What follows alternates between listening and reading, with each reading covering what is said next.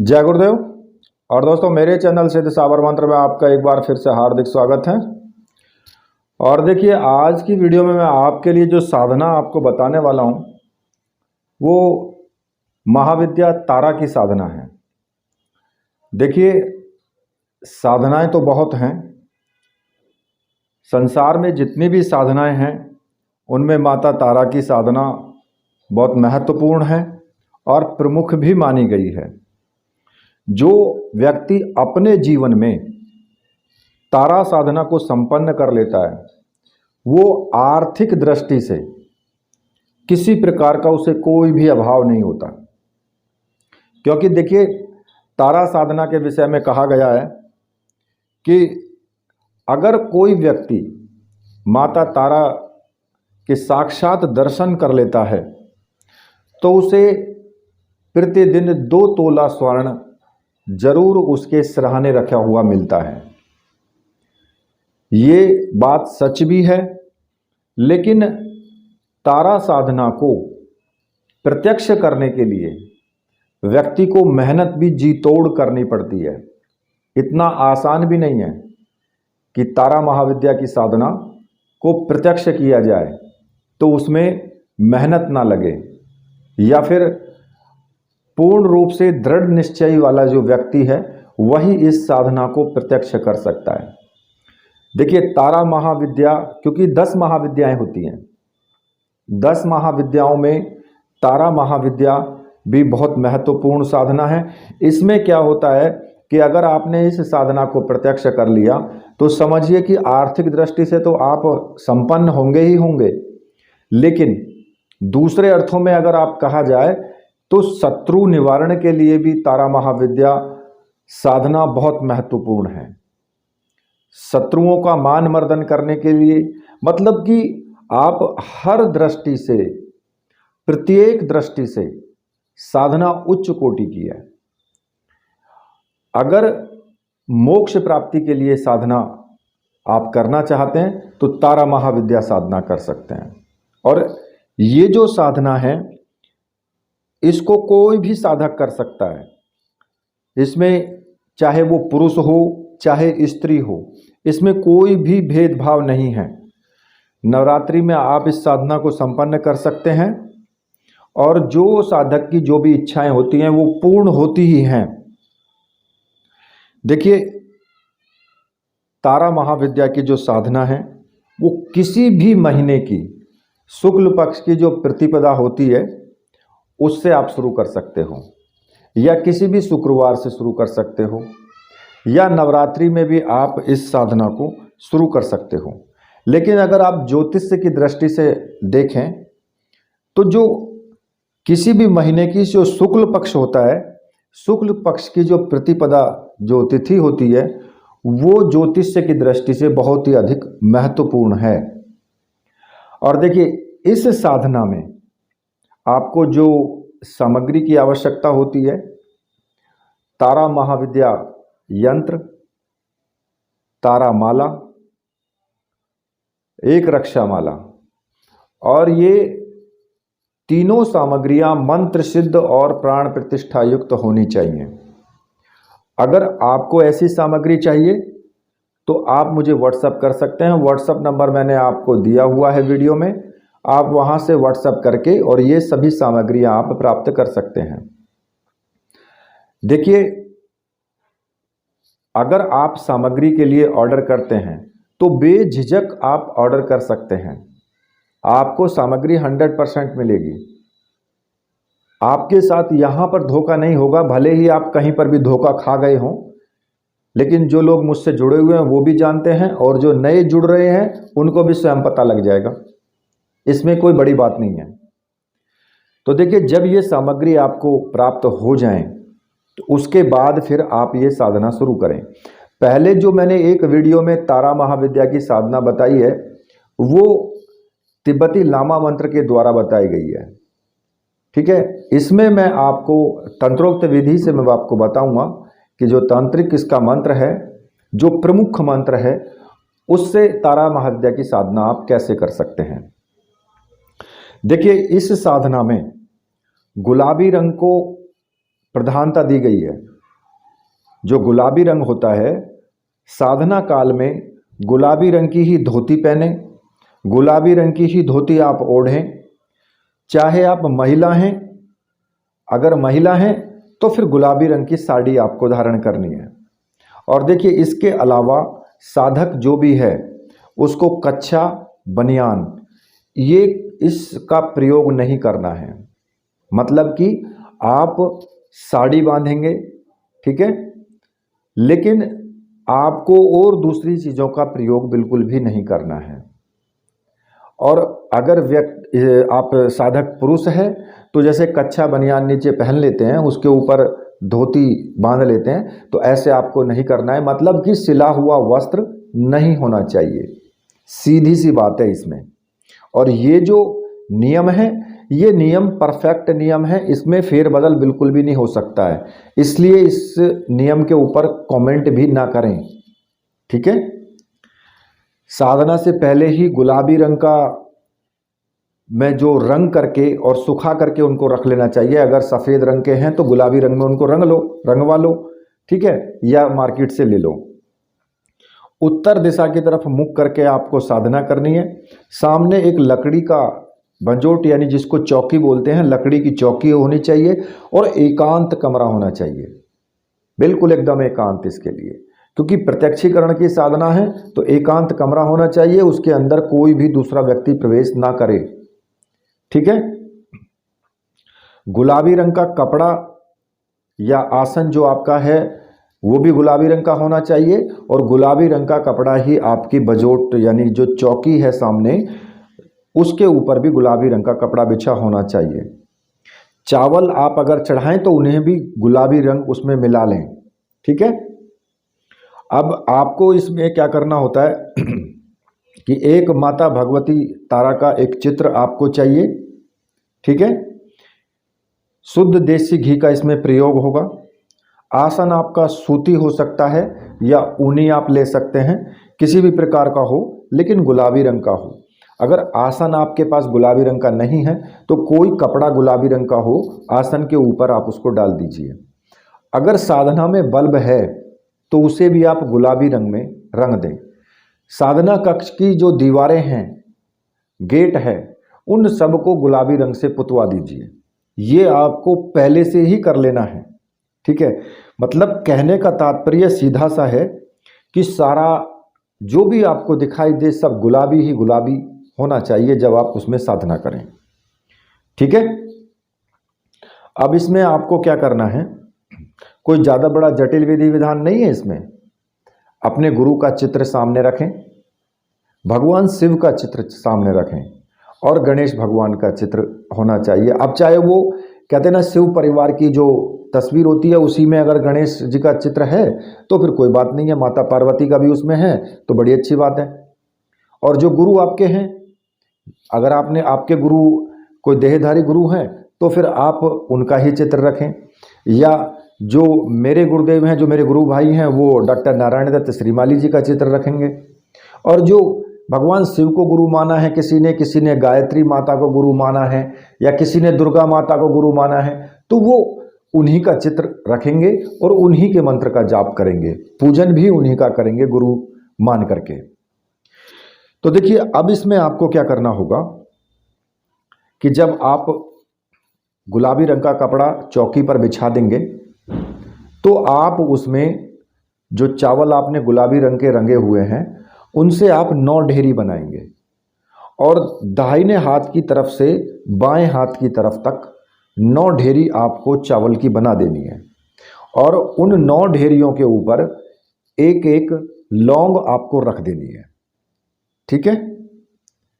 जब आप एक एक लौंग उन पर रख दोगे तो उन ढेरियों के पास में ही घी का दीपक आपको जला देना है, जो कि साधना काल में जलता रहना चाहिए। जब तक आपका मंत्र जाप चले तब तक वो घी का दीपक जलता रहना चाहिए। अगर घी उसमें बीच में आपको लगे कि घी कम है तो उसमें घी आप दोबारा से डाल लें और भी, नहीं तो फिर आप इतना बड़ा ज़रूर रखें कि आप साधना काल में आइडिया लग जाता है वो तो कि भाई कितने टाइम तक साधना चलेगी, तो उतने टाइम तक का घी आप उसमें डाल करके रखें। ज़्यादा तो भले ही जलता रहे लेकिन कम नहीं होना चाहिए, ठीक है। साथ में ही एक प्लेट रख दें और उस प्लेट पर जो भगवती तारा यंत्र है उस यंत्र को आप वहाँ पर स्थापित कर दें और गुलाबी रंग के पुष्प हों, ठीक है।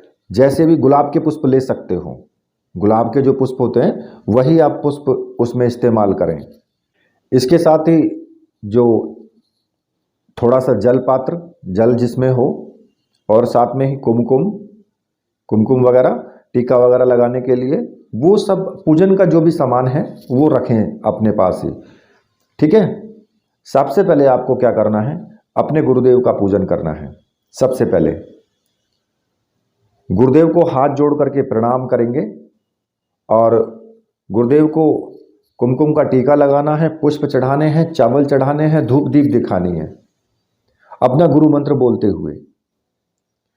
जैसे कि किसी ने भगवान शिव को गुरु माना है तो वो क्या करेगा, ओम नमः शिवाय पुष्पम समर्पयामि, ओम नमः शिवाय धूप दीपम दर्शयामि आघ्रापयामि।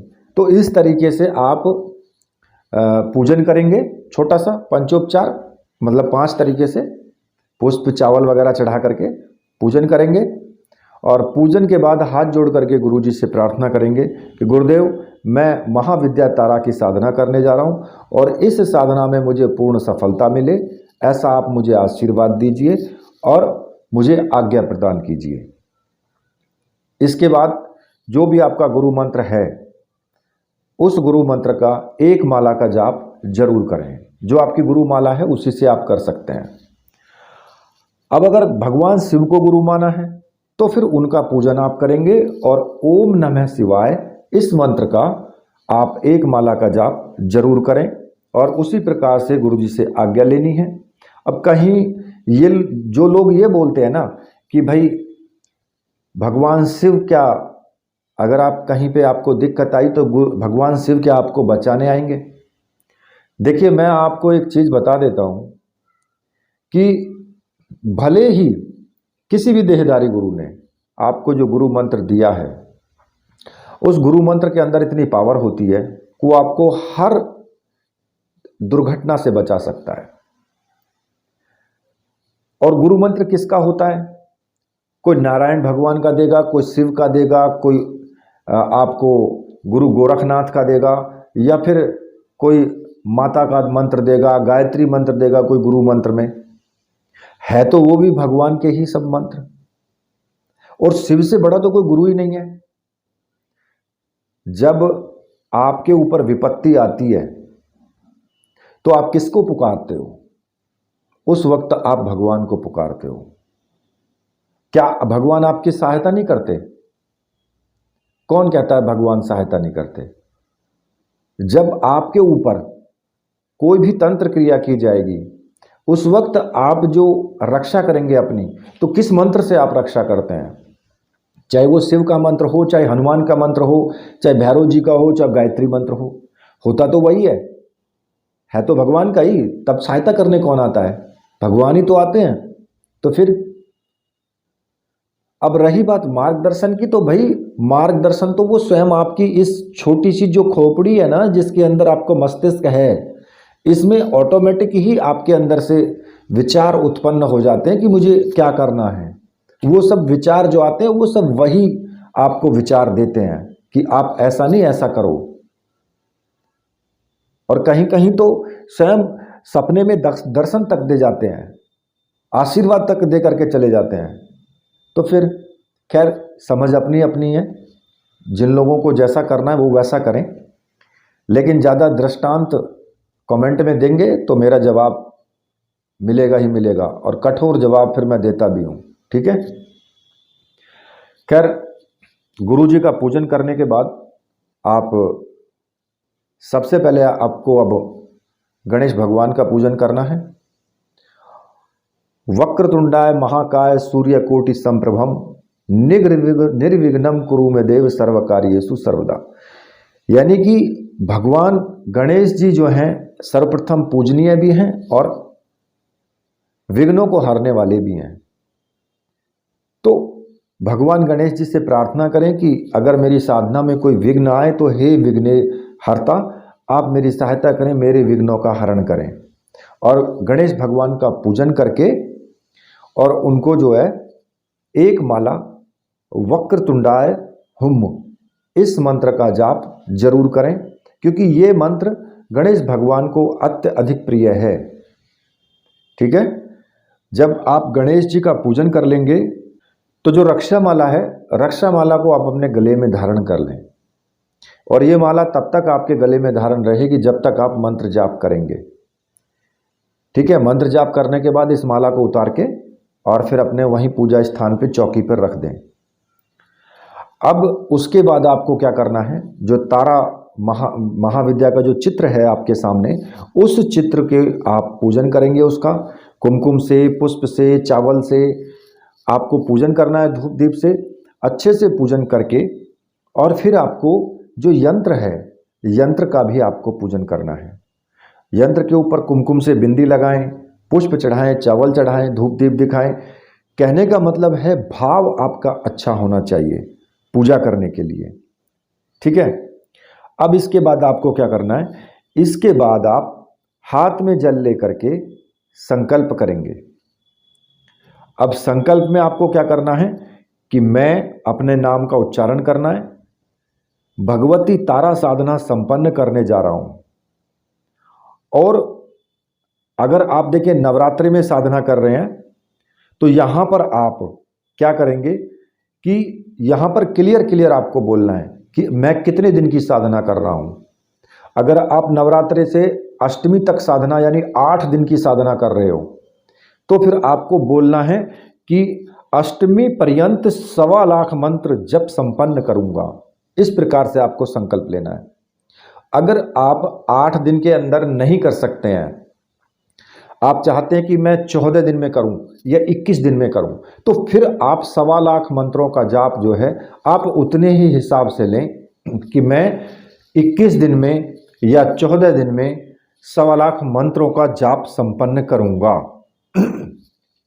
और यह साधना मैं घर में सुख शांति और आर्थिक उन्नति के लिए कर रहा हूं। मुझे भगवती तारा प्रत्यक्ष दर्शन दे, ऐसा बोल करके और जमीन पर उस जल को छोड़ दें हाथ में से। तो देखिए, जब आप इतना कार्य कर लेंगे, लेकिन आपको एक चीज आपको जरूर करनी है कि जितने दिन का आपने संकल्प लिया है उतने दिन में आपका जप का जो 1.25 लाख मंत्रों का जो जाप है वो 1.25 लाख मंत्रों का जाप पूरा हो जाना चाहिए। ठीक है, अब आपको क्या करना होगा कि उल्टे हाथ में चावल ले लें और सीधे हाथ से सभी दिशाओं में चावल फेंकते हुए आपको बोलना है, ओम असर्पंतु ये भूता है भूमि संसिता, ये भूता है विघ्न कर्तास्ते नश्यंतु शिवाज्ञा, अपक्रमाणांतु भूतानि पिशाच सर्वतो दिशम, सर्वेषां विरोधेन पूजा कर्म समारंभे। जब आप ये एक बार मंत्र बोलकर सभी दिशाओं में चावल फेंक देंगे तो ये रक्षा विधान है जो महाविद्या तारा की साधना में आपकी रक्षा करेगा। भगवान शिव की आज्ञा से ये सभी चीज़ें जो नेगेटिव एनर्जी हैं वो आपकी साधना में नहीं आ पाएंगी। ठीक है, जहाँ तक वो चावल आपके बिखर जाएंगे। अब इसके बाद फिर आपको माता तारा का ध्यान करना है। आंख बंद करके आप माता का ध्यान करेंगे कि जो तारा महाविद्या है वो नरमुंडों को धारण किए हुए हैं, जिन्होंने सिर पर नरमुंडों का ताज पहने हुए हैं, उनके 4 हाथ हैं, कलाइयों में सर्प लपेटे हुए हैं और वे दरिद्रता रूपी शत्रु पर पांव रख करके खड़ी हुई हैं। ऐसे ही तारा को मैं भक्ति भाव से प्रणाम करता हूँ। और इसके बाद उन्हें कोई भी मिठाई या बाजार से लाई हुई मिठाई उसका भोग आप लगा दें। ठीक है, और इसके बाद आपको मंत्र जाप शुरू करना है। जो मंत्र आपका है उस मंत्र का आपको जाप शुरू करना है। मंत्र मैं आपको बता देता हूं। मंत्र इस प्रकार से है, ऐम ओम ह्रीम क्रीम हुम फट। छोटा सा मंत्र है। ये मंत्र अपने आप में पूर्ण चैतन्य और प्राणदायक मंत्र है। और इस मंत्र का आपको निरंतर जाप करते रहना चाहिए और जप करते समय दीपक जलता रहना चाहिए। अब देखिए, अगर आपने 8 दिन में संकल्प लिया है, 8 दिन में आपने संकल्प लिया है कि मैं 8 दिन में 1.25 लाख मंत्रों का जाप करूंगा, तो आपको 16,000 मंत्रों का जाप आपको करना पड़ता है एक ही बार में। अब साधना को आप चाहे दिन में करो, रात्रि में करो, कभी भी करो, लेकिन आप पूर्ण जाप जो आपको करना ही है। अगर दिन में साधना करते हो तो दिन दिन के अंदर ही आपको 16,000 मंत्रों का जाप कर लेना है, और अगर रात्रि में साधना करते हो तो रात्रि में आपको 16,000 मंत्रों का जाप कर लेना है। अब 16,000 मंत्रों के हिसाब से 8 दिन में आपके 1,28,000 मंत्र बैठते हैं, लेकिन आपने संकल्प लिया है 1.25 लाख का, तो 3,000 जो मंत्र फालतू हैं वो इसलिए फालतू होते हैं कि आपने किसी मंत्र को कहीं गलत कर दिया है बीच बीच में, तो वो आपकी पूर्ति हो जाए उन मंत्रों की, तो आपका जप जो है वो 1.25 लाख का ही माना जाएगा। ठीक है, तो आपको जो इसमें देखो भूल चूक नहीं होनी चाहिए बिल्कुल भी, ये बिल्कुल आवश्यक है। अगर कोई भूल चूक हो जाती है तो वो क्षम्य होती है, माफ होती है वो, तो वो 3,000 मंत्र फालतू हैं आपके, वो इसीलिए हैं। ठीक है, 108 दानों की माला होनी चाहिए इसमें। ठीक है, या तो तारा माला का प्रयोग किया जाता है, मोती की माला भी इसमें चल जाती है। खैर वो मेरे ऊपर डिपेंड है, मैं आपको जो माला दूंगा वही सही होगी। ठीक है, और मंत्र जब पूर्ण करने के बाद जो आपने भोग लगाया है उस भोग को आप स्वयं ग्रहण कर लेंगे। अब अगर आपने 21 दिन में संकल्प लिया है या 14 दिन में आपने संकल्प लिया है, तो उसी हिसाब से 1.25 लाख यानी कि 1,28,000 मान करके चलिए, 1,28,000 मंत्रों को आप उसमें डिवाइड कर लेंगे। भाई इतने दिन है, उससे भाग करके कि भाई इतने दिन की माला, एक दिन में हमें इतनी माला करनी है। ठीक है, अब इसमें क्या होगा कि आप अगर माला करने बैठते हैं, खैर मैं इसमें थोड़े से आपको नियम में आपको बता देता हूं कि साधना काल में आपके कैसे नियम होंगे। नंबर 1 नियम ये आता है कि साधना चाहे आप दिन में करें या रात्रि में करें, यदि प्रातःकाल पूजन करें तो दिन भर में 16,000 मंत्रों का जाप कर लेना है आपको, या जो भी आपके मंत्र दिन के हिसाब से जो भी मंत्र की माला बनती है उतनी आपको पूरी कर लेनी है। यदि आप छोटा मोटा पूजन करके भी आप अपने काम पर जा सकते हैं, लेकिन वो चाहे आप दिन में करें या रात्रि में करें, लेकिन एक ही समय में आपको संपूर्ण मंत्र जाप करना ही है। ठीक है, अब जो 16,000 मंत्र जाप करोगे उसकी गिनती के लिए कोई भी चीज़ आप अपने पास रख सकते हैं, वो आपके ऊपर डिपेंड करता है कि आप कोई माला भी रख सकते हैं और गिनने के लिए दूसरे हाथ में, तो वो आप रख सकते हैं।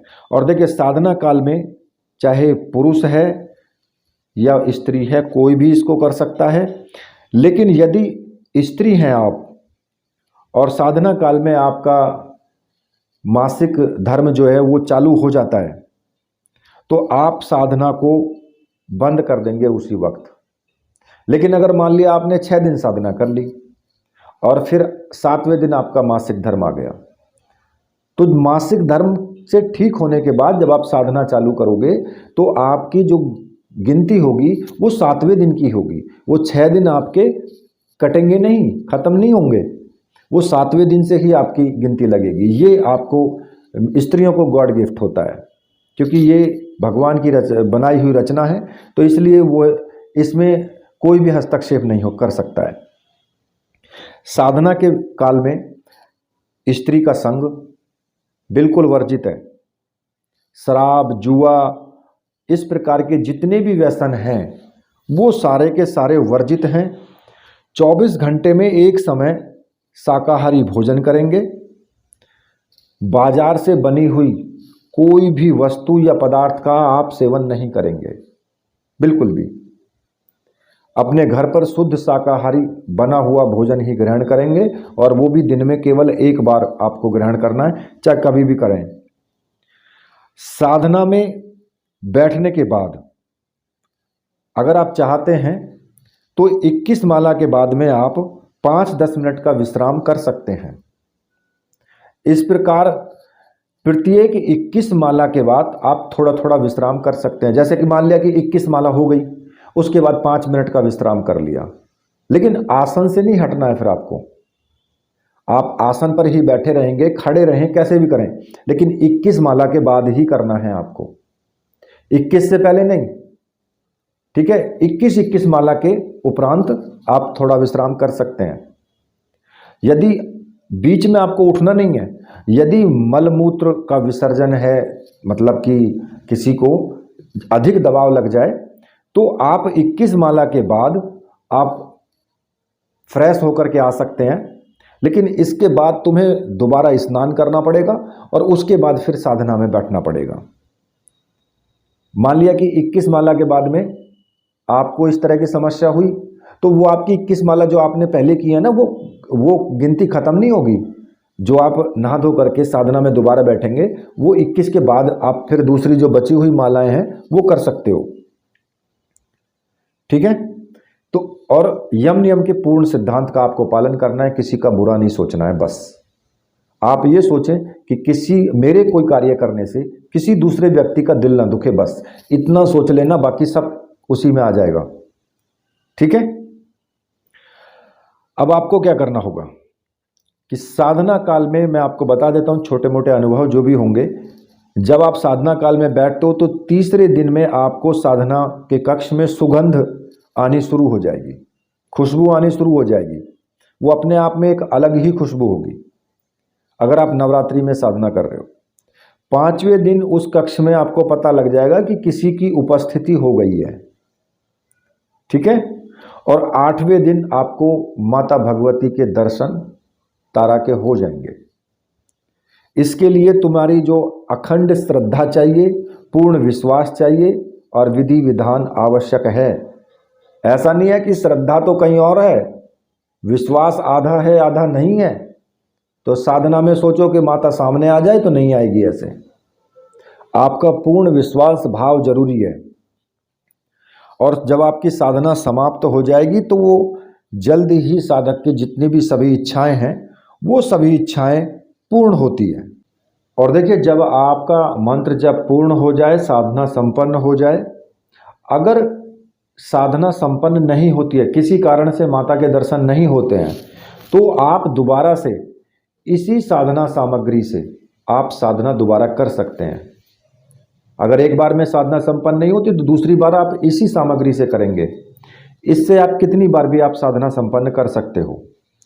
देखिए, जब आपको दर्शन हो जाएंगे तो 9वें दिन आपको क्या करना है कि किसी भी पात्र में या जमीन पर अग्नि जला करके लकड़ी ले लें, आम की लकड़ियां, और घी, सिर्फ आपको इसमें घी से ही आहुति देनी है। ठीक है, और 12,500 यानी कि 1,25,000 का दशांश जो होता है वो 12,500 होता है। तो 12,500 मंत्रों से आप उसका हवन करेंगे। ठीक है, और घी का प्रयोग आपको इसमें करना है। प्रत्येक आहुति जब देंगे तो तारा मंत्र का आप उच्चारण करेंगे और उसमें स्वाहा का शब्द आप बाद में लगा सकते हैं। ठीक है, जैसे ही स्वाहा बोलेंगे तो मंत्र, थोड़ी सी घी की आहुति उसमें आपको डाल देनी है। अब आहुति उस हिसाब से डालें जितना आपके पास घी है।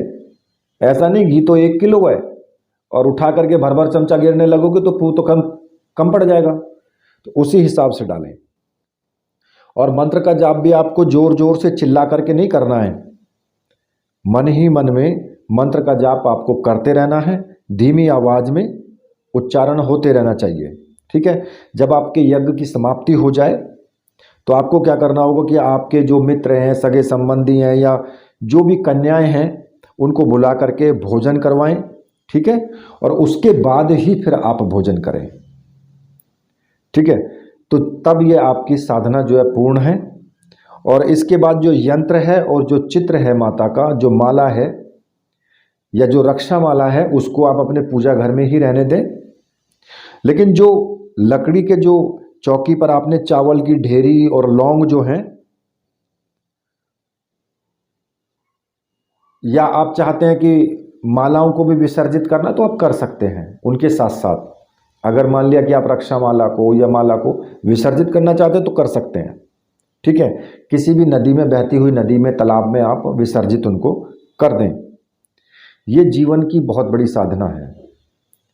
और देखिए, अगर आप चाहते हैं कि मैं 21 दिन में साधना पूर्ण करूं, तो आप उसी हिसाब से मंत्र का उच्चारण करेंगे। लेकिन लास्ट वाले दिन तो फिर आपको 12,500 यानी हवन तो आपको करना ही हो, क्योंकि देखिए छोटा सा मंत्र है, एम ओम ह्रीम क्रीम हुम फट।